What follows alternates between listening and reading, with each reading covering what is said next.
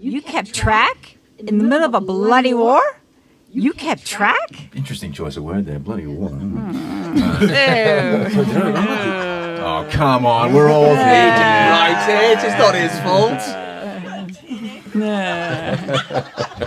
Yes.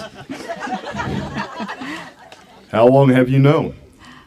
A few weeks now. Claire touches her stomach. It's true. It is. She's pregnant. And the timing couldn't be worse. The bairn is all you'll have. That will be left of me. Ever. I beg you, Claire. And I want more from that. Oh, I want more from that. Imagine that. Just imagine it. Just picture it in front of you. That's all that's left. Yeah, oh, this is good. This is good. Yes, it's acting. This is acting. This is acting, people. Where are you putting your hands? Just go with the flow. We forgot the intimacy. Nothing is wrong. The bairn is all that will have left of me. Ever. I beg you, Claire. No! Oh. Claire, you made me a promise back when you asked me to spare Randall's life. You promised me that if it came to this, you go back through the stones. Back home. You are my home. And you are mine. But this house is lost. You have the bairn we need to keep to a safe place. To a man who can care for you both. Of Claire, yes, she did promise. And she makes her terrible decision. They mount for the ride. Claire takes one last look back at the Highland Army, forming into chaotic lines to face their doom. Then Jamie spurs the horse and they ride away. Continued over the page, Jamie and Claire arrive on horseback at the base of the hill where they dismount and leave their horse. They rush on foot up the hill towards the stone circle together. They stop, out of breath. The tall stone towers ominously over them. How shall I explain all this when I get back? To Frank, that I leave to you. Tell him that you will about me, about us. It's likely that he'll want to hear, but if he does, tell him I'm grateful. Tell him I trust him. Tell him I hate him to the marrow of my bones. Jamie smiles. Now, can I stop again, though? I want you to picture someone you really dislike. Just really dislike. There must be someone. There's got to be one person somewhere. Not me. Don't look at me. That's an outrageous thing. But if it helps, then do it. Everything's permissible. That's what I want you to think from Frank. Do the line to Frank. Yeah, you're going to get him. To Frank, that I leave you. Tell him what you will about me, about us. It's likely he'll want to hear, but if he does, tell him I'm grateful. Tell him I trust him. And tell him I hate him to the marrow of my bones. Jamie smiles, trying to stay strong. Claire's ears fill with the awful buzzing. She's dizzy and her throat closes so tight she can hardly breathe. She covers her ears as if in pain. I can hear the buzzing so loud. I'm not ready. Come with me, damn it. Come through the stones. And I want longing here. I want longing. I want deep longing. You don't know if you're going to come back. You don't know what's going to happen. And that's what I'm after. Okay. Squeeze out a tear if you can. Squeeze it out if you can. Yeah. Hey, great. Yeah. You know, no pressure, but that will be great, and it will make fantastic. It will make the cut. That's all I'm saying. Okay. Yeah. All right. Let me do it again. Let me try again. Come with me, damn it. Come through the stones. I can't. You can try. You hear it, right? The buzzing? I don't hear anything. To prove to her, Jamie lays his palm on the tall stone. Nothing happens. And even if I could go through, it's not my place.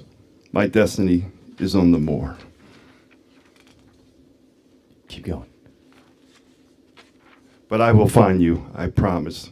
If I must endure 200 years of purgatory, then that is my punishment for which I have earned for my crimes. For I have lied and killed and stolen and betrayed and broken trust. But when I stand before God, I shall have one thing to say, to weigh against the rest. Lord, you gave me a rare woman, and God, I loved her well. I love you. Sorry, I got stuck. That was beautiful. That was beautiful. I was captivated. I really felt that. Yeah, I'm a really good director.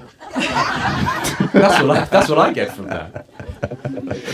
Get to do this next part later. Yeah.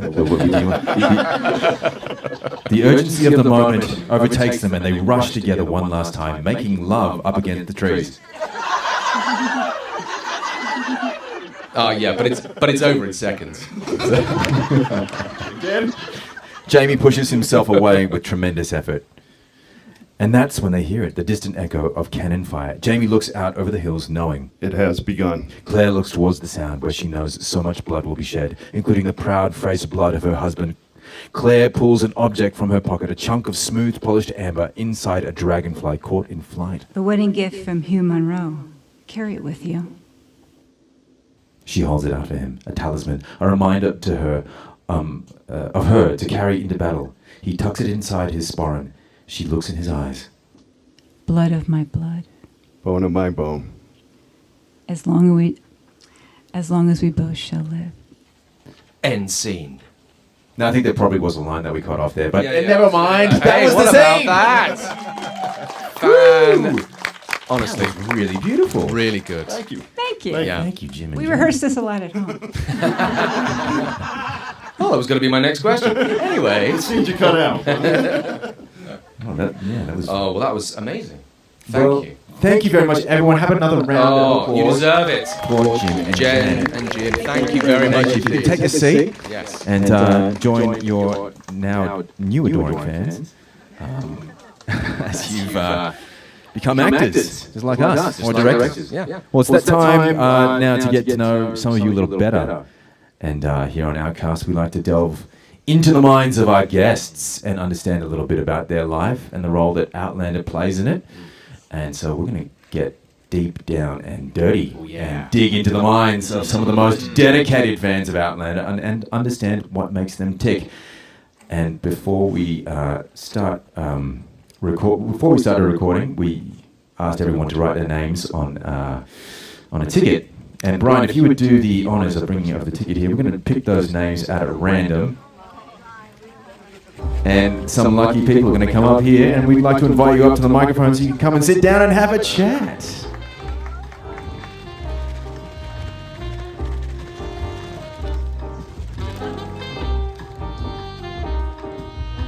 Do we have Angela?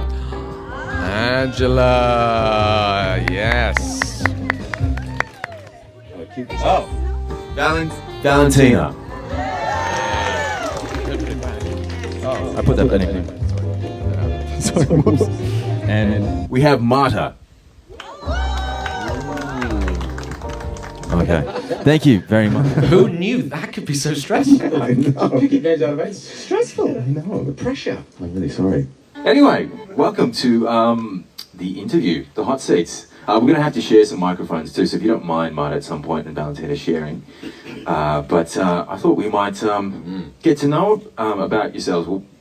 So we have Angela, Valentina, and Marta. How about Angela? You tell us a bit about yourself. Where were you born, and where did you grow up? Born and raised in Annapolis, Maryland. Maryland. And Valentina? Yep. I was born in New York State. And I was born in Memphis, Tennessee. Okay. This is a strange panel. I didn't know how this interview was going to work, but let's keep going on this track.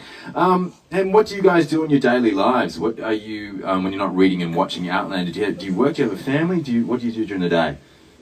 Do you want me to go first? Yeah, go first, yeah. Okay. Let's see. I work full-time. I do training and education for federal court employees. Training and education for federal court employees. That sounds very important. Valentina? I teach dead languages, and in my free time, I like to fence and write songs. Wow. I'm a lawyer, recovering attorney, and I have been studying Scottish Gaelic since January 2021, seriously, every day. Well, I feel like an idiot. I mean, we literally dress up and put on silly voices. I mean, by the way, this is a really difficult panel. I know, I'm a little bit intimidated. I'm very intimidated. I'm struggling to figure out how to run this panel. Yeah. And, at the moment, I'm dealing with some very educated and very successful women. And, well, I guess one of the questions that we had was wanting to know how Outlander came into your life. When did it first come into your life? And if you could tell us a little bit about what it was about the show or the book that hooked you. Feel free to jump in whenever you feel like, but we can start with, how about you, Marta? Well, I didn't know really a lot about it until I saw the first episode of the show.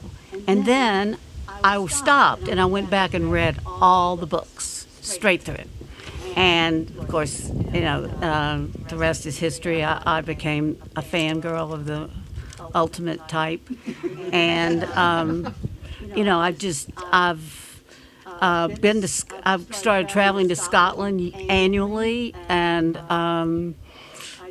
studying Gaelic and coming here. It's just been a sort of a transformative part of my life because I'm older and it's part of, who I am. I've loved all things Scottish for many years. Can't remember when I discovered Outlander, but I love the relationships in the show and the time travel. Since I mentioned I teach dead languages, I travel back in time a little bit. And I just love exploring the culture in different eras. Okay. So my sister and I started reading the books in like 95, I think the mid-90s. So we read all of the books and we were just waiting for a show to be made.